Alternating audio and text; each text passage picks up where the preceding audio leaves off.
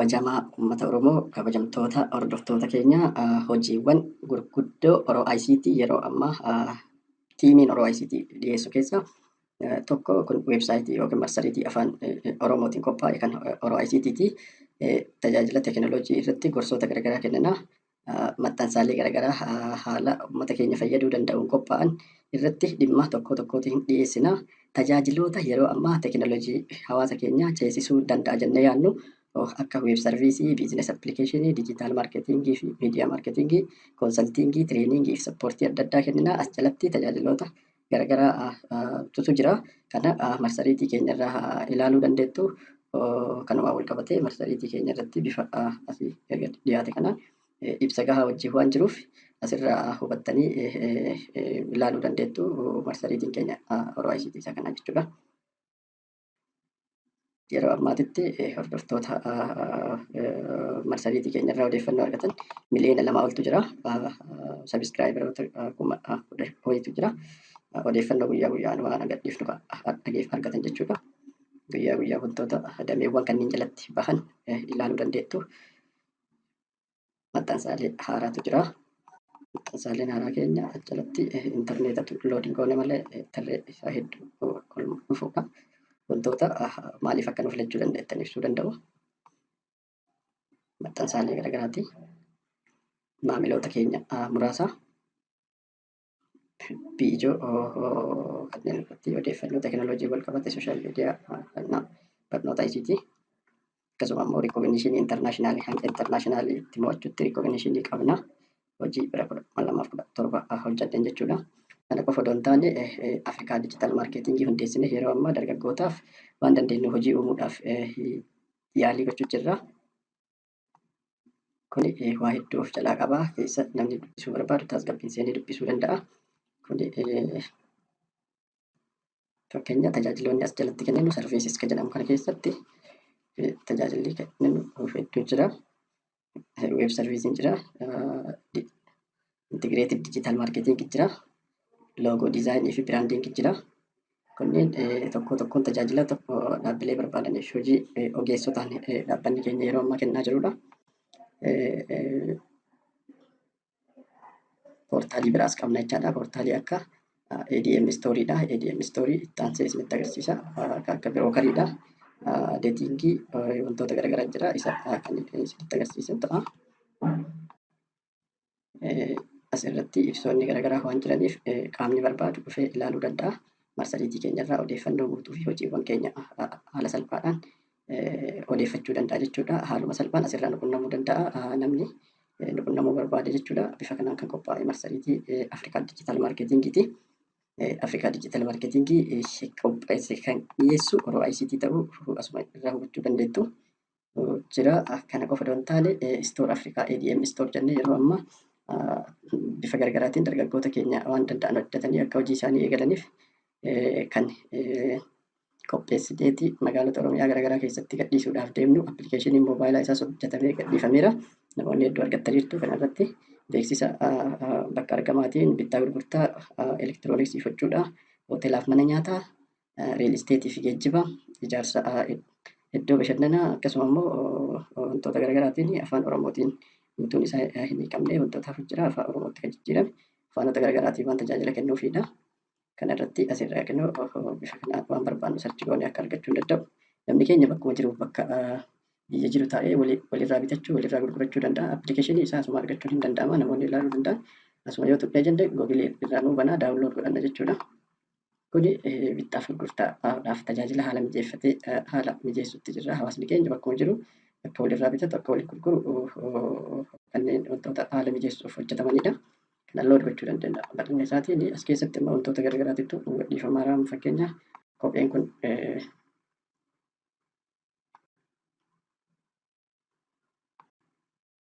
appilikeeshinii isaa asumarraa ilaaluuf hin danda'ama. ADM Store jedha.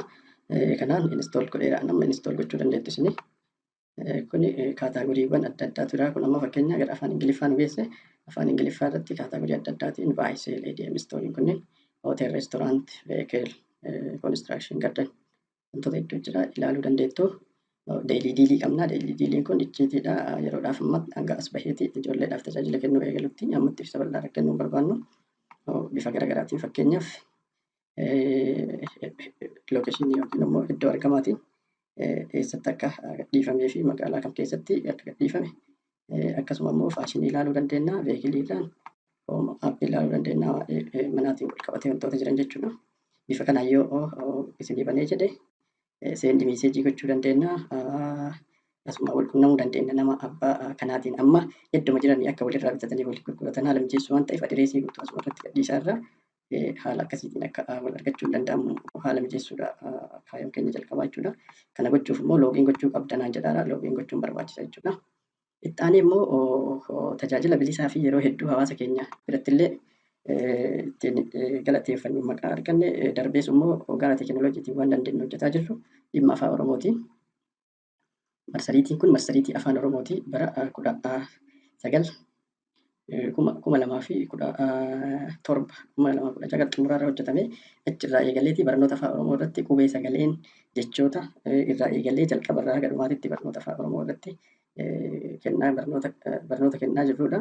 Diizaayinii weebsaayitii keenyaa odeeffannoo waa'ee afaaniitiin wal qabatu hayyoota Oromoodhaa akkasuma immoo seenaa beekamuu qabu seenaa hayyoota dhimma teekinooloojiitiin wal qabatee wantoota afaan Oromootiin maxxananii fi wantoota garaagaraa irratti fakkeenya Google Translation irratti yoo barbaachisaa ta'e asumarraa odeeffannoo barbaachisu argachuu danda'a. Kun seerluga afaan Oromootiin namni barbaadu tartiiba isaa asumarraa ilaaluu danda'a.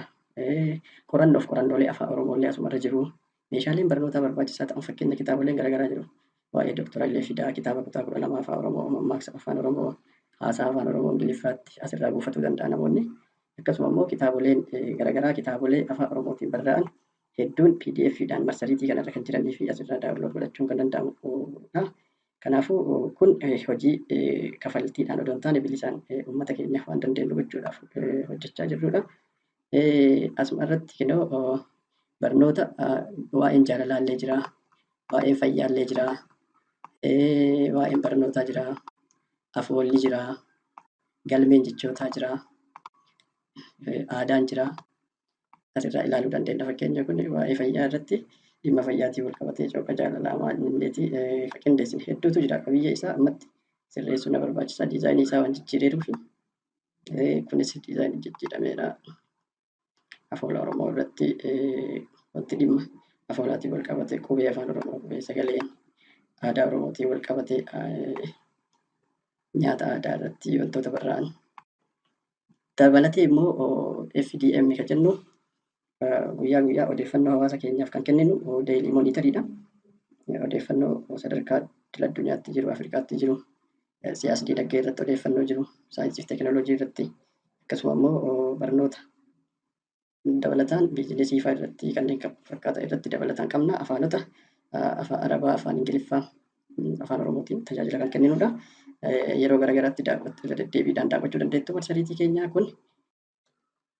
Kana qofaa miti tajaajiloota keenya keessaa kan hedduu yeroo ammaa dhaabbilee garaagaraatiin tajaajila kennaa jirru keessaa fakkeenyaaf koominikeeshinii irratti teekinooloojii ammayyaa irratti fakkeenyaaf mana murtii olaanaatiif hojjettoota mana murtii olaanaatiif hojjettoota OBN'tiif akkasuma immoo yuunivarsiitii Wallaggaatiif leenjii torbaan darbe kennaa turreen gaafii namoonni hedduun gaafachaa turaniin kan akka tajaajila keenya keessaa konsaltiingii fi tireeningii kana babal'isuun dirqama ta'ee waan argamee fi yeroo ammaa tajaajiloota kanneen hawaasa keenya hedduudhaaf barbaachisaa ta'ee argamuu irraa hojii teekinooloojii biraa irratti fakkeenyummaa yookiin immoo adda durummaa intarpiriinashiippii isa jennu hojii uumachuu fi carraalee biyya keessaa qabnu keessatti biyya keessaa fi biyya alaallee onlaayinii illee akkaataa hojii itti hojjetamuu danda'u. Barnoota bu'uuraa teekinooloojii irratti fakkeenyummaa fi adda durummaa intarpiriinashiippii daldala dijitaala maarkeetingii hojii uumachuu fi carraalee jiran joob kireeshin indi opportunitii isa jedhamu. Sekuriitii bilbila keenya koompitara keenya nageenyummaa isaa akkamitti eegna kan jedhuu fi barnoota sadarkaa bu'uuraa irraa kaasee hanga ogeessa ta'uutti jechuudha. Haga sartifikeetii illee qopheessinu ta'a. Kana gara Zoomiitiin tireeningii eegaluudhaaf jenna. Foormii kana guuttaniiti. Foormii kana guutuu akka namoonni barbaadan foormii kana akka guutan foormii qophaa'ee marsaalee hawaasaadhaan namoonni hedduu sheer godhaaru. Namoonni hedduun galmaa'u jiranii barnoota keenya eegaluu deemna. Foormii kana keessatti foormii guuttanii yoo dhuftan fakkeenya gosa leenjii barbaadnu filannaa. Gosa leenjii barbaadnu keessaa fakkeenya akka ji'a tokko keessatti yookiin guyyaa 8 gaggeeffamu jira. Ji'a 2 guyyaa 24 gaggeeffamu jira. Akkasuma immoo ji'a 6tti immoo guyyoota hedduu fudhannee haga sartifikeetii ogeessa gochuu irratti kan hojjennu jira waan ta'eef yoo kanneen keessaa kan filannu barnoota adda addaa akkaataa asirra jalqaba irra kaa'ame kanaan gosa tireeningiitii yookiin leenjiitii wal qabatee gama kanaan immoo jira filannoon biraa filannoowwan kanneen filannee galchinaa kafaltiin tireeningii muraasni humna nama keenyaa yookiin ikoonoomii hawaasa keenyaa giddu galeeffate chaarjii ta'a. Biyya keessaaf biyya alaattis haalli ittiin kafalamu haalli hin mijataa. Zuumiidhaan goonaa galmaayaa yookiin sabmiit kan jedhu kanaan xumurtanii nu biratti carraalee ogummaa qabnu walii qoonnee carraalee jiranitti akka fayyadamnuuf deeggarsa sa'aatii keenya fudhanneeti ogeessa tiimii ORICT biyya keessaaf biyya alaa jiru waliin ta'anii ogeeyyii ogummaadhaan ciccimoo ta'an qindeessinee leenjii kana qopheessaa jirru waan ta'eef fira keessan hiriyoota keessanii fi akkasuma immoo maatii keessaniin gahaa linkii isaa viidiyoo kana jala isinii qoonnaa tajaajila ORICT'n hawaasa isaa waan danda'e tajaajiluuf hojjetudha. Baay'ee galatoomaa isin jaalannaa.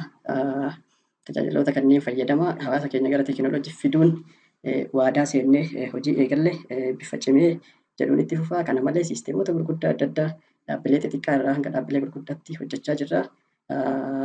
Dhaabbileen tajaajila kamuu barbaadu akka nu qunnamu waamicha goonaa. Tajaajila teekinooloojii kamiinuu qopheessuudhaaf siisteemota biyya kana keessa hin jirre hedduu biyya kana galchaa jirra. Teessoo keenya marsariitii keenya irra jiruutiin nu qunnamaa dhaamsa keenyaa ulfaadhaa galatoomaa isin jaalannaa kun garee ORICT'ti.